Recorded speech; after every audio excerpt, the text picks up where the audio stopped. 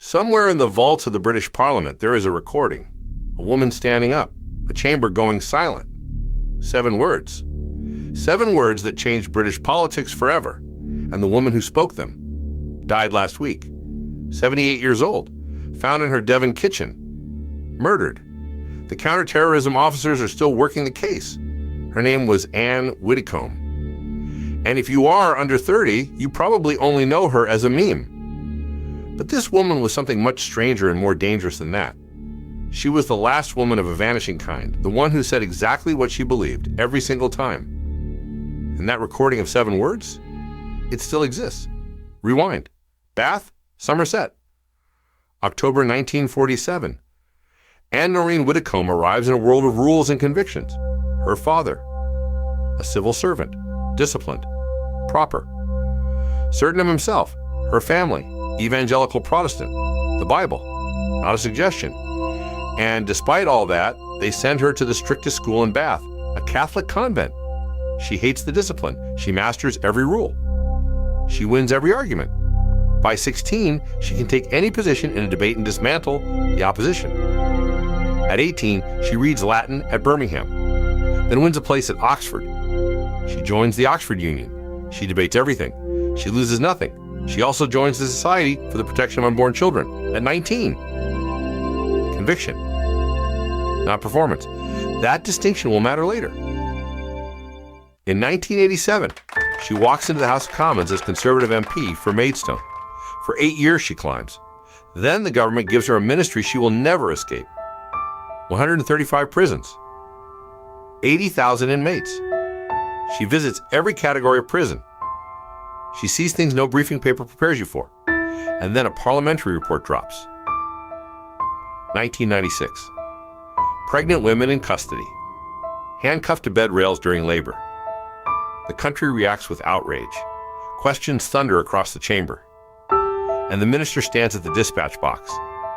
Alone. She defends the policy on security grounds. She does not apologize. Years later, she will say it was the right call in the wrong world. May 1997. The Conservatives lose the election in a historic landslide.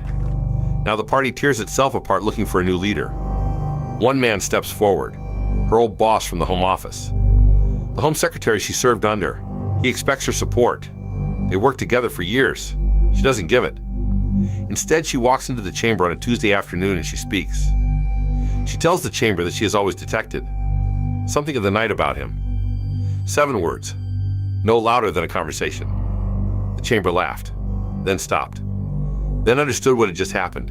He was caricatured for the next decade as a figure from a vampire film. He never became leader of the Conservative Party, and Ann Widdecombe became the most quoted woman in British politics. But here is the part of the story most people skip. Everything Ann Widdecombe did, the arguments, the votes, the 7 words, came from one place. She grew up Protestant. She drifted away from God Oxford, became an agnostic. And then slowly she came back, first to the Church of England. She found it comfortable, reasonable, eager to please. In 1992, the Church of England voted to ordain women as priests. She said it wasn't the theology that broke her, it was the method. The Church of England, she believed, was following the world instead of leading it. In 1993, she converted to Roman Catholicism. She said the church exists to lead, not to follow wherever the age is pointing. She never married. She said she'd never needed to be. Some people thought that was sad. She found them baffling. And then 2010, something nobody predicted. Ann Widdecombe, age 63, agreed to go on a primetime dancing show. Her partner, a slim, precise, classically trained professional. The judges gave them the lowest scores the show had ever recorded, week after week. The public voted to keep her in for 7 consecutive weeks because watching a stubborn, self-possessed woman refuse to be embarrassed was irresistible. They were lifted. They were dipped. He once threw her across the stage. She finished 6th. The lowest technique scores in the program's history. The dancing man said later.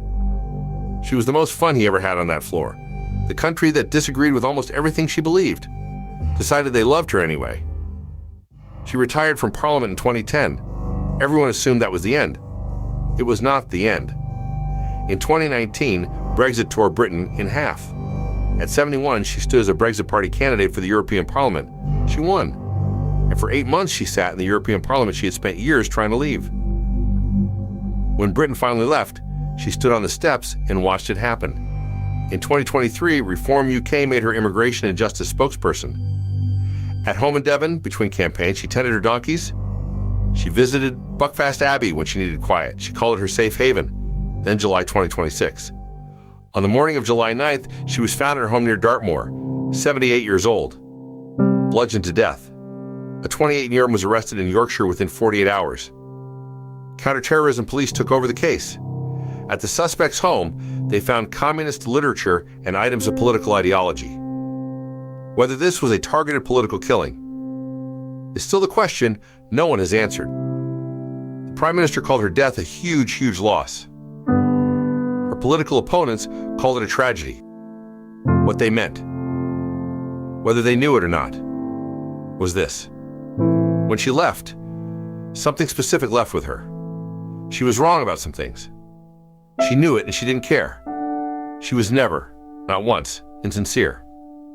And that archive recording, the 7 words, still there. In Hansard, on the BBC archive, on the internet, going nowhere. The woman who said the unsayable is still saying it. Drop one name in the comments. We do the next episode on whoever gets argued about most. Argue about it. Whoever wins the comments wins the next recording, the last recording. See you in the comments.